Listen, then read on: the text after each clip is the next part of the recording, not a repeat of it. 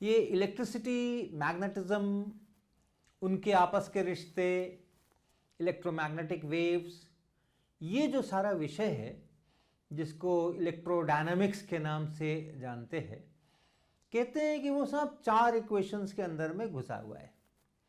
और वो 4 equations Maxwell के इक्वेशन कहे जाते हैं। और उसको अगर मैं लिखूं तो इस प्रकार से लिखते हैं।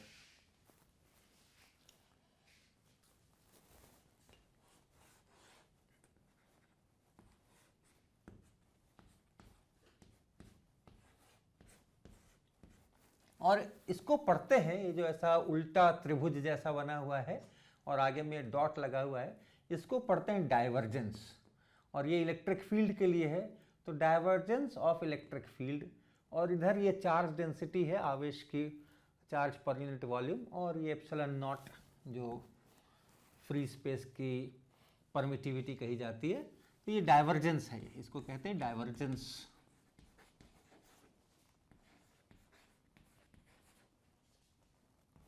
ई ऐसा पढ़ेंगे।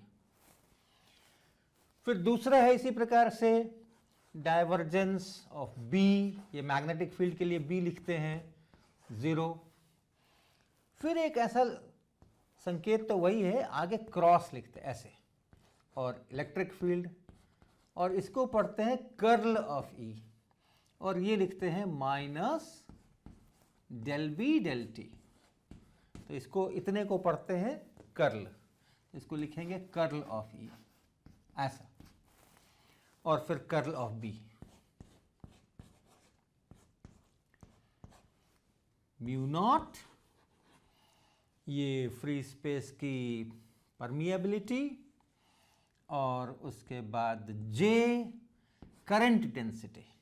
जो इलेक्ट्रिक करंट होता है तो किसी क्रॉस सेक्शन से होकर के जा रहा हो तो आप करंट को क्रॉस सेक्शन एरिया से भाग लगाइए तो वो एवरेज करंट डेंसिटी बनी, और छोटे से एरिया से करिए उसी को तो current density, plus mu naught epsilon naught del E del T. एक और जोड़ दीजिए फोर्स के लिए, फोर्स बराबर क्यू और electric field plus V cross B.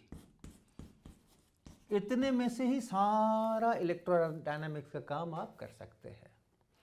तो ये 2 चीजें आ रही है जिसके बारे में हम आज बात करना चाहते हैं, डाइवर्जेंस और यहाँ पे कर्ल। तो आज हम डाइवर्जेंस की बात करेंगे कि डाइवर्जेंस होता क्या है, ये इसका मतलब क्या है, जो ऐसा करके ये लिखा हुआ है इसका अर्थ क्या है। गॉस लॉ आप सब जानते हैं, है ना। गॉस लॉ इलेक्ट्रोस्टैटिक्स में करते हैं, उसमें ऐसा कुछ लिखते हैं, integration E dot D A, यहाँ पे गोला भी लगाते हैं इंटीग्रेशन के ऊपर, बराबर टोटल चार्ज इनक्लोज्ड इनसाइड और बटा एप्सिलॉन नॉट। क्या चीज है ये क्या है? ये एक क्लोज्ड सरफेस पहले तो होना चाहिए, और क्लोज्ड सरफेस मतलब कोई आयतन है और उसका सरफेस है, तो वो क्लोज्ड सरफेस हो गया, जिसमें एक अंदर का है, एक बाहर का, एक इनसाइड है, एक आउटसाइड है, और आप इनसाइड से आउटसाइड जाना चाहते हो तो उस सरफेस को छेद करके ही जा सकते हो, तो वो क्लोज्ड सरफेस हो गया। आपके पास कोई बॉटल है, ढक्कन बंद है, तो उसका जो ऊपर का सरफेस आप देखिए वो क्लोज सरफेस है, क्योंकि अंदर से बाहर आना होगा तो कहीं ना कहीं तो उसको तोड़ना ही पड़ेगा। और अगर ढक्कन खोल दिया तो वो जो सरफेस है वो क्लोज नहीं है, क्योंकि अभी भी आप बोतल के अंदर और बोतल के बाहर की बात तो कर सकते हैं, लेकिन अंदर से बाहर आप ऐसे करके चले आ सकते हैं बिना बोतल को तोड़े हुए। तो एक क्लोज सरफेस होना चाहिए, बंद सरफेस होना चाहिए। और बंद सरफेस जब आपने ले लिया जिस भी शक्ल का, तो उस बंद सरफेस के आप छोटा हिस्सा उसका लीजिए, और उस छोटे हिस्से को आप छोटे हिस्से को ले करके, और वहां जो सरफेस है उस पर बाहर की तरफ एक नॉर्मल खींचिए, और उस नॉर्मल को आप डीए बोलिए। ये जितना क्षेत्रफल आपने, जितने square centimetre, square metre, square millimetre, जो भी आप इकाई यूज कर रहे हैं, जितना मैग्नीट्यूड है इस एरिया का उतनी मैग्नीट्यूड को रिप्रेजेंट कीजिए और आउटसाइड नॉर्मल की तरफ आप उसका डायरेक्शन दीजिए। ये जो वेक्टर है ये वेक्टर डीए वेक्टर कहलाता है, एरिया वेक्टर कहलाता है। तो कोई भी सरफेस ले लें हम, जैसे ये अगर एक सरफेस है, ये पूरा ये साइड ये साइड ये साइड ये साइड सारा मिला दें, ये क्लोज सरफेस है। तो अब हमने यहाँ पे अगर डीए लिया है तो यहाँ पे मैं नॉर्मल खींचूंगा आउटसाइड बाहर की तरफ, तो ऐसा कुछ नॉर्मल मिलेगा। और जितना बड़ा मैंने यहाँ एरिया लिया है उसी के अनुसार हम इसका वेक्टर का मैग्नीट्यूड लिखेंगे। अगर यहाँ इस कोने पर मैं अपना एरिया लूँगा तो डीए वेक्टर ऐसा बनेगा, इधर की तरफ लूँगा तो डीए वेक्टर ऐसा बनेगा, यहाँ डीए वेक्टर ऐसा बनेगा, यहाँ डीए वेक्टर ऐसा बनेगा, आउटसाइड की तरफ नॉर्मल। तो ये हमारा एरिया वेक्टर, ये डीए वेक्टर ऐसा बनेगा। और यहाँ पर जो इलेक्ट्रिक फील्ड है वो ये है, और वो इलेक्ट्रिक फील्ड की भी कुछ दिशा होगी, कुछ मैग्नीट्यूड होगा। इन दोनों वेक्टर्स का जो डॉट प्रोडक्ट है वो हमने यहाँ लिखा है, वो इस छोटे एरिया के लिए हो गया। और इस पूरे सरफेस को इसी तरह से छोटे छोटे एरिया लेकर के हर एक के ऊपर ये ई डॉट डी ए निकाल करके जोड़ दें तो बना ये इस तरफ का इंटीग्रल, जिसको हम फ्लक्स कहते हैं, इलेक्ट्रिक फील्ड का flux through this close surface. इस बंद सतह से होकर के टोटल इलेक्ट्रिक फील्ड का फ्लक्स ये इतना बना। और ये बराबर होगा इसके अंदर पूरे वॉल्यूम के अंदर में जितना भी चार्ज है प्लस माइनस मिला के नेट चार्ज जितना है उतना बटा एप्सिलॉन नॉट। ये गॉसेस लॉ होता है, ये आपको पता है। अब आप सोचिए कि हमने अगर ये बहुत छोटा सा वॉल्यूम लिया, ये वॉल्यूम जो हम ले रहे हैं वो अगर हम बहुत छोटा सा वॉल्यूम लें, खूब छोटा सा, एक पॉइंट है और उस पॉइंट के अराउंड जरा सा हमने वॉल्यूम बनाया, तो क्या होगा? तब वैसी हालत में भी ये इक्वेशन सही होगा और वो वॉल्यूम जितना है उस वॉल्यूम से हम भाग लगा दे दोनों तरफ, तो क्या होगा? तब बनेगा ये ई डॉट डी ए उस छोटे वॉल्यूम के ऊपर और बटा जो छोटा सा वॉल्यूम लिया है मैंने वो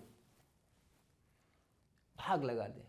छोटा सा वॉल्यूम है तो थोड़ा ही सा चार्ज भी उसके अंदर में होगा, तो जितना उसके अंदर में चार्ज है वो हो गया यहाँ पर और बटा एप्सिलॉन नॉट तो ये है ही और डीटो।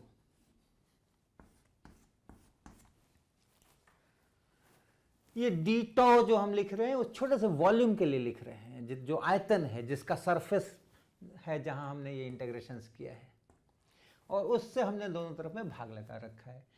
तो जब उस वॉल्यूम से हमने उसके अंदर के चार्ज को भाग लगा दिया तो ये क्या बना?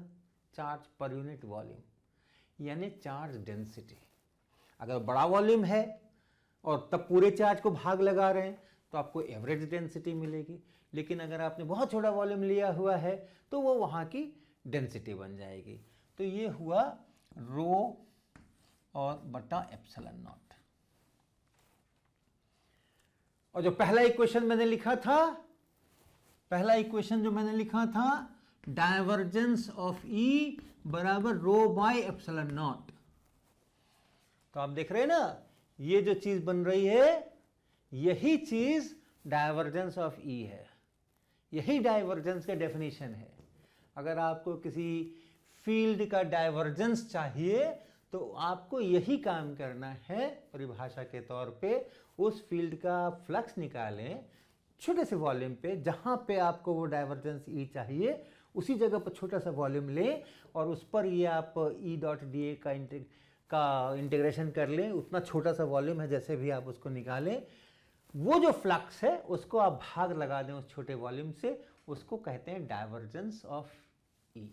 यही हो गया। तो डाइवर्जेंस ऑफ ई का मतलब हो गया, या किसी भी वेक्टर फील्ड के डाइवर्जेंस का मतलब हो गया ई डॉट डी ए और बटा छोटा वॉल्यूम जितना छोटा आप लेना चाहें। और याद रखिएगा ये थोड़ा गणित भी है, थोड़ा फिजिक्स भी है, तो हम डीटो टेंड्स टू ज़ीरो तो ज़रूर कह सकते हैं, लेकिन फिजिक्स है तो बहुत छोटा भी नहीं जा सकते हैं। एटम के साइज़ में, न्यूक्लियस के साइज़ में, इन सब में हम नहीं जाएंगे। हमारे लिए छोटा का मतलब है अभी भी उसमें 10-20 हज़ार मॉलिक्यूल्स होने चाहिए, उसी को हम छोटा मानकर चलेंगे, अन्यथा वहाँ आप चार्ज डेंसिटी डिफाइन नहीं कर सकेंगे। तो ये डाइवर्जेंस इस प्रकार से हम लोग लिखते हैं। अब हम आपको एक सिंपल सा इसका एक्सप्रेशन देना चाहेंगे कि कई बार इलेक्ट्रिक फील्ड का अगर आपको एक्सप्रेशन पता है तो इतना सब कुछ करने की ज़रूरत नहीं है, आप बहुत आसानी से पता कर सकते हैं कि डाइवर्जेंस ई कैसा होगा, कितना होगा। तो मान लीजिए हमारा जो वॉल्यूम है वो हमने एक XYZ एक्सेस है हमारे, और उसी में ओरिजिन पर से शुरू करके और हमने एक क्यूबिकल वॉल्यूम बनाया। एक क्यूबिकल वॉल्यूम हमने बनाया, क्लोज्ड वॉल्यूम है, हर तरफ इसका सरफेस, 6 सरफेस जो होते हैं क्यूब के, ये सभी 6 सरफेस के अंदर में ये वॉल्यूम है। और अगर आपने कुछ लिखा है, मान लीजिए इधर में हमने y एक्सिस लिखा है, इधर में हमने ये यहाँ से ओरिजिन ले लेते हैं, ये हमने y एक्सिस लिखा है, और ये हमने z एक्सिस लिखा है, और ये हमने x एक्सिस लिखा है। साधारणतः ऐसा डायग्राम हम लोग बनाते हैं। तो जो ओरिजिन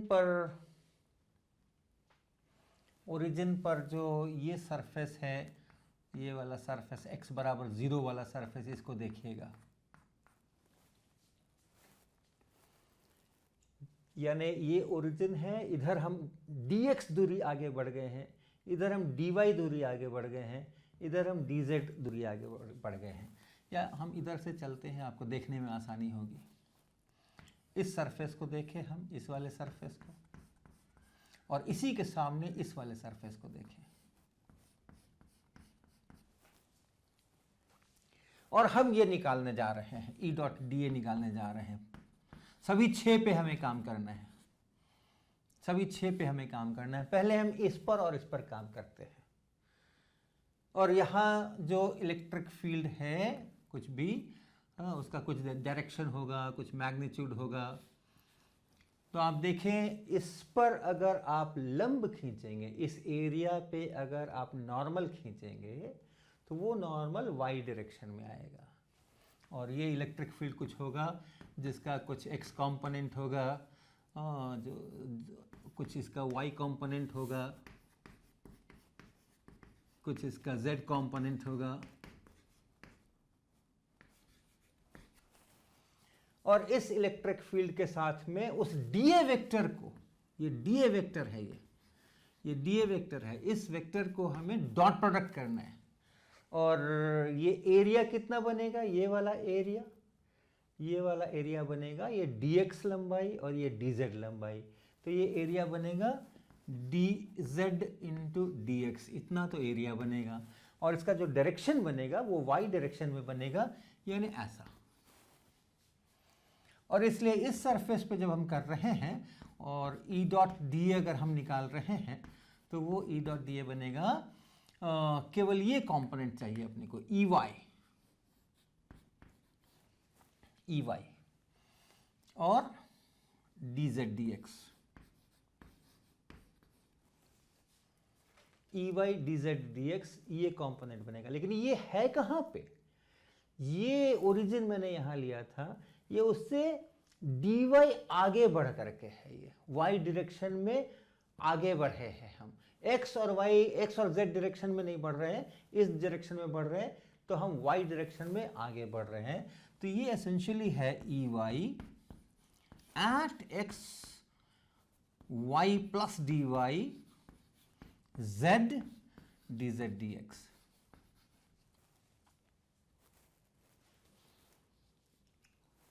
राइट, क्योंकि ये ओरिजिन है, ये y बराबर 0, ओके, इसको आप y पर ले लें, इसको आप y पर ले लें, और इसको आप y प्लस dy पर ले लें। ओरिजिन यहाँ नहीं लेकर के हम इधर कहीं ओरिजिन लेते हैं, वही अच्छा रहेगा, y x and z, so that ये जो पॉइंट है, this point is x, y, z, right. या इसके बीच का भी कोई पॉइंट आप ले सकते हैं, x, y, z। तो हम जब यहाँ से यहाँ जा रहे हैं तो y की जगह हम y प्लस dy पे पहुँच रहे हैं, इसलिए y प्लस dy लिखा हमने, और x और z जो यहाँ है वही यहाँ है, करस्पॉन्डिंग पॉइंट से इसमें इसमें भी x में वेरिएशन है, इसमें भी z में वेरिएशन है, लेकिन जो यहाँ है वही यहाँ भी है, x z जो यहाँ है वही यहाँ भी है, केवल y बदल रहा है। तो ये ऐसा। इसके बाद ये वाला जब सरफेस लेंगे, इसके सामने वाला ये सरफेस जब लेंगे, हम इस सरफेस पे आएंगे, यहाँ जो एरिया वेक्टर होगा वो आउटवर्ड नॉर्मल है, तो वो इस दिशा में होगा। ये यहाँ के लिए dA इधर को होगा।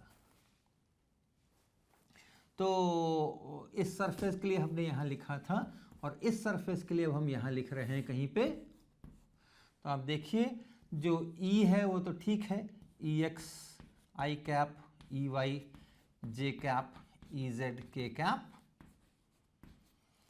और इस बार जो ये EX EY EZ है वो यहाँ के XYZ वाले हैं, और जो DA वेक्टर है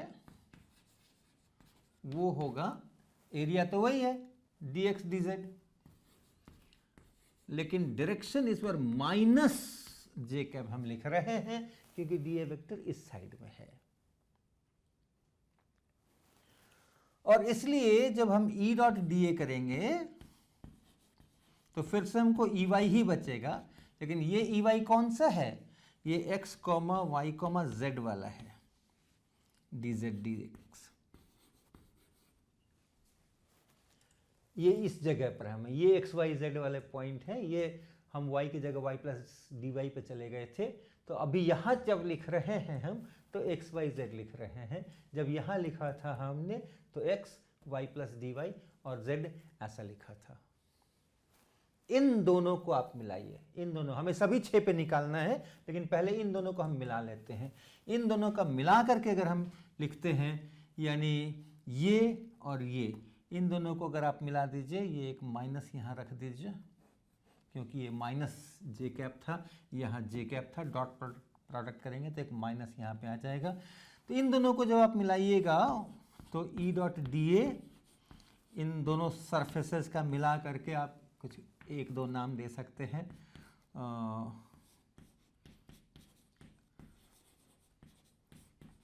तो क्या बनेगा, ये बनेगा E Y at x comma Y plus D Y comma Z और minus E Y x comma Y comma Z, और इस पूरे के ऊपर डी जेड डी एक्स।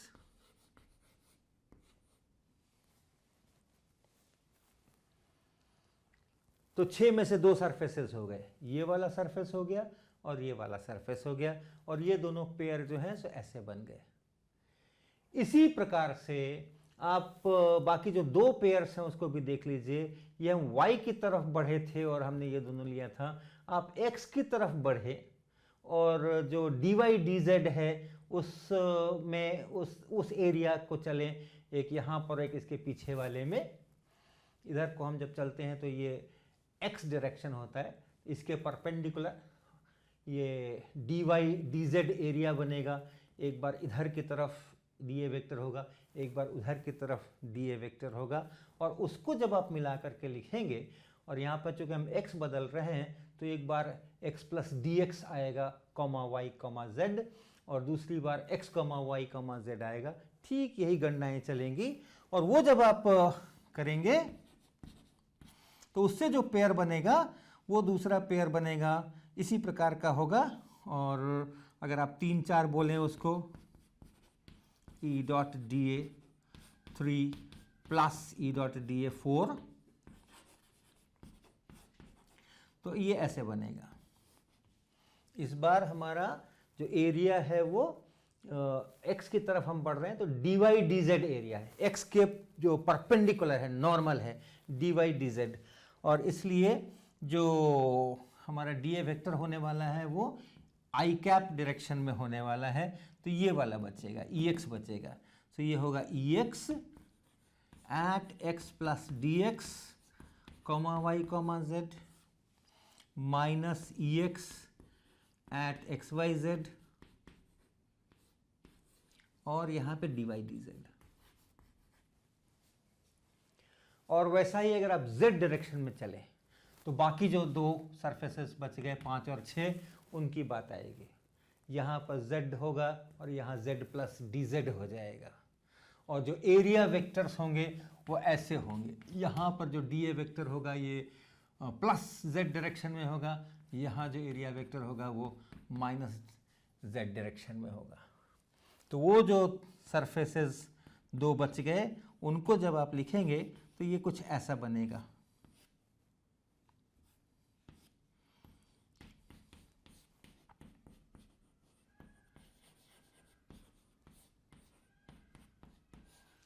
इस बार Ez,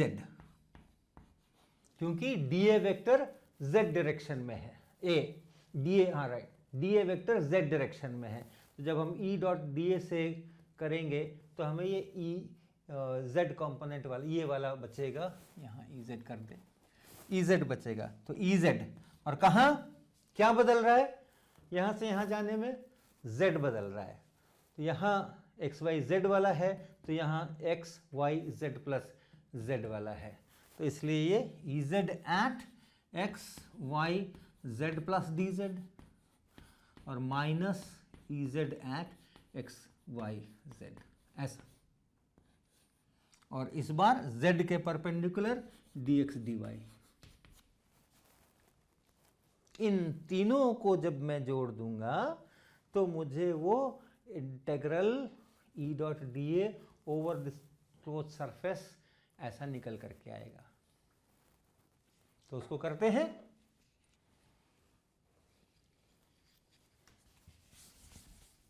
तो सबको जोड़कर लिख दूं मैं, integration E dot dA is equal to,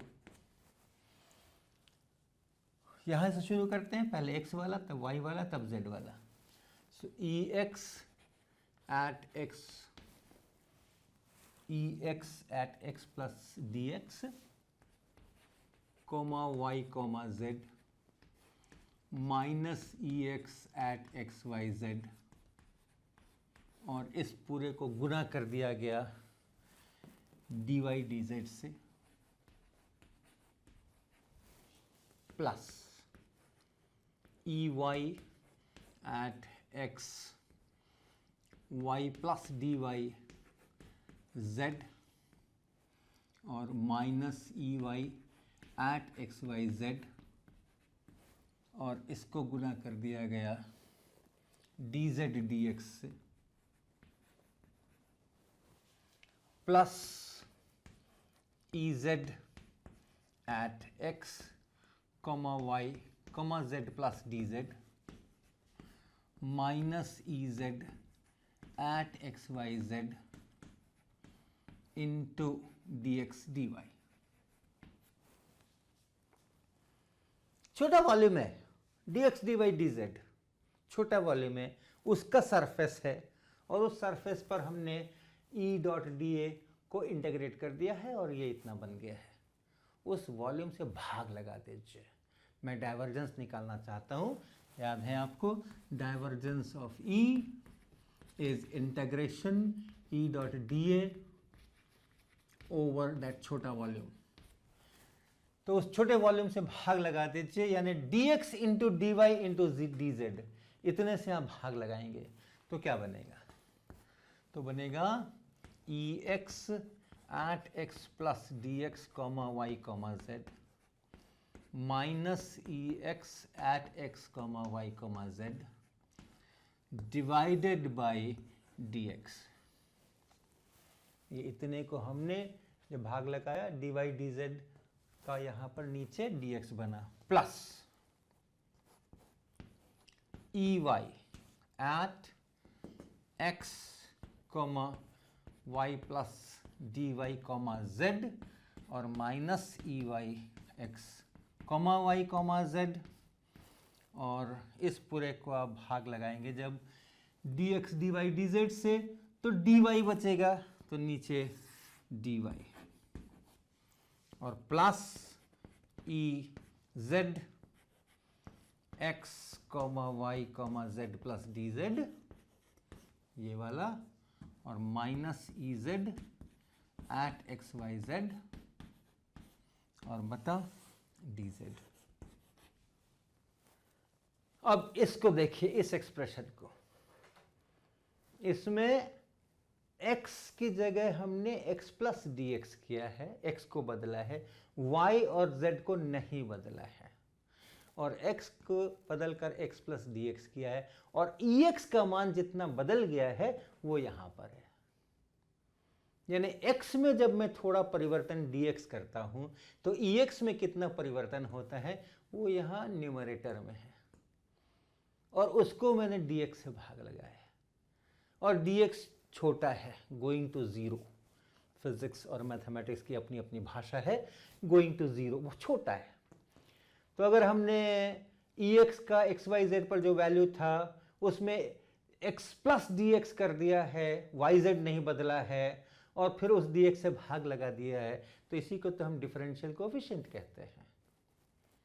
और चूंकि इसमें yz फिक्स्ड है, केवल x बदल रहा है इस वाले में, इसलिए इसको पार्शियल डेरिवेटिव या पार्शियल डिफरेंशिएशन कहते हैं, और इसलिए इस पार्ट को हम लोग लिखेंगे delta E x delta x, ऐसा।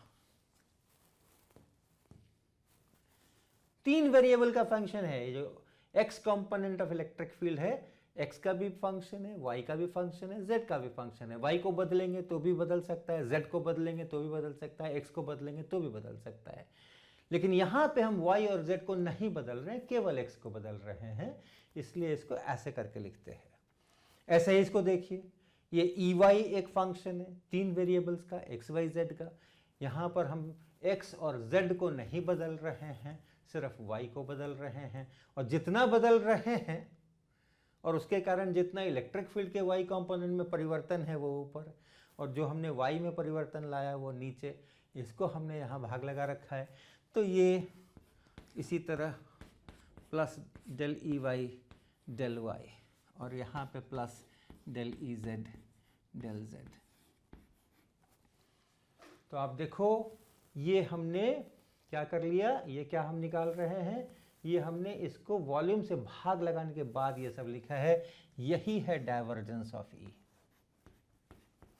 ये है डाइवर्जेंस ऑफ ई। तो अगर आपको इलेक्ट्रिक फील्ड का एक्सप्रेशन पता है एक्स वाई जेड के फंक्शन के रूप में, तो आप ये डिफरेंशिएशन करके डाइवर्जेंस ऑफ ई का एक्सप्रेशन प्राप्त कर सकते हैं।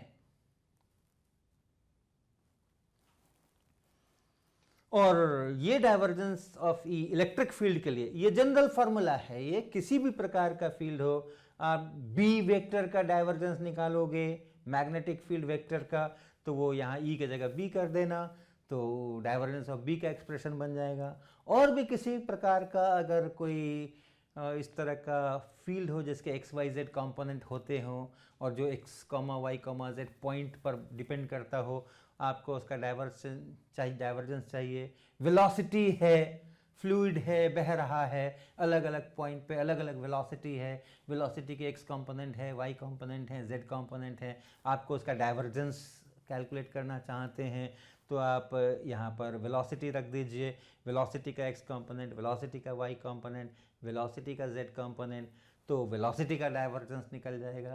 तो डाइवर्जेंस के लिए जनरल फार्मूला है कार्टेशियन कोऑर्डिनेट्स में, हम दूसरे कोऑर्डिनेट्स में भी इसको कर सकते हैं, पोलर कोऑर्डिनेट, सिलिंड्रिकल कोऑर्डिनेट्स, उसमें भी कर सकते हैं। उनके एक्सप्रेशंस अलग किस्म के होंगे, लेकिन कार्टेशियन में अगर है तो वो इस प्रकार का है।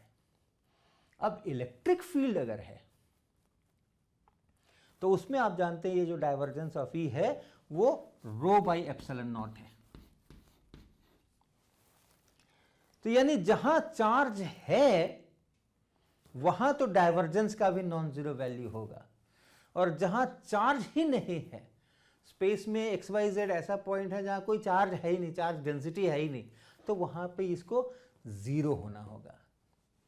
तो आप इसको ये सोच सकते हैं जैसे आप फील्ड लाइंस जानते होंगे,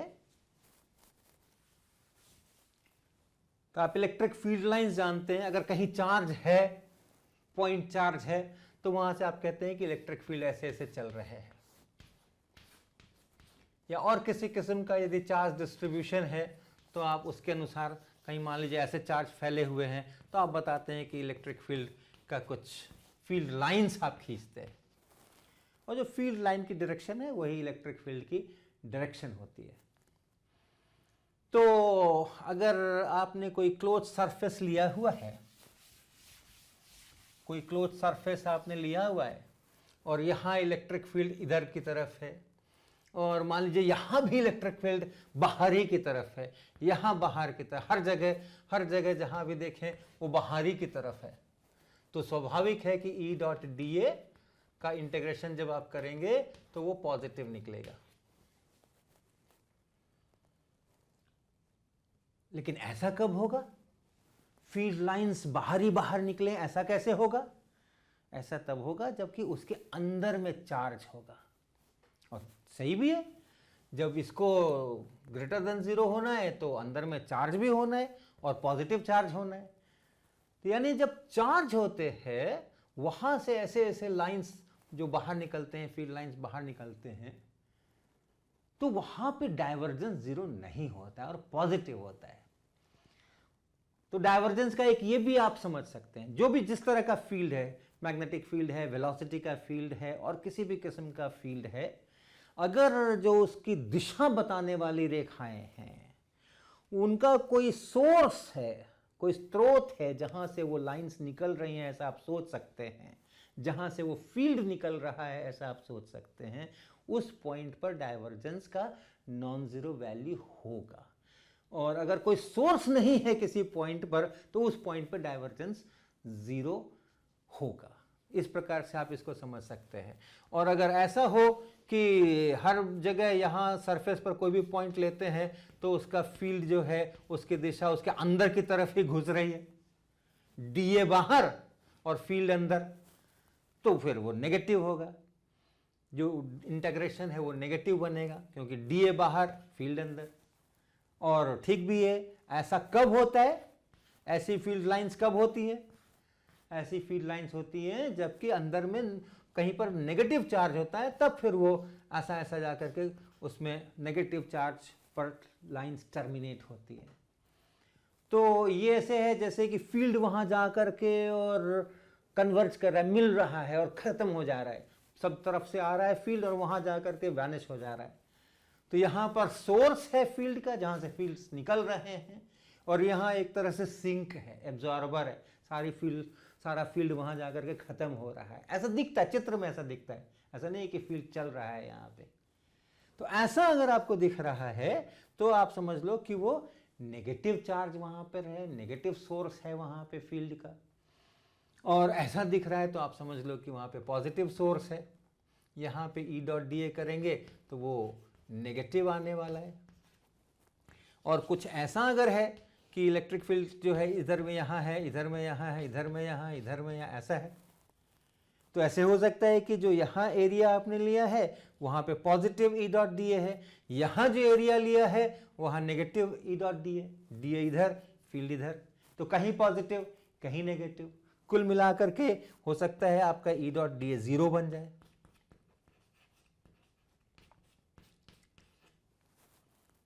और अगर ये बहुत छोटा वॉल्यूम है तो इसका मतलब है कि जो चार्ज डेंसिटी है वो यहाँ पे 0 है। तो इस प्रकार से हम लोग फील्ड के डायरेक्शंस को देख करके, अगर फील्ड लाइंस है तो उन फील्ड लाइंस के डायरेक्शंस को देख करके, फील्ड लाइंस को देख करके हम लोग बहुत बार बता सकते हैं कि कहाँ डाइवर्जेंस 0 है, कहाँ डाइवर्जेंस पॉजिटिव है, कहाँ डाइवर्जेंस नेगेटिव है।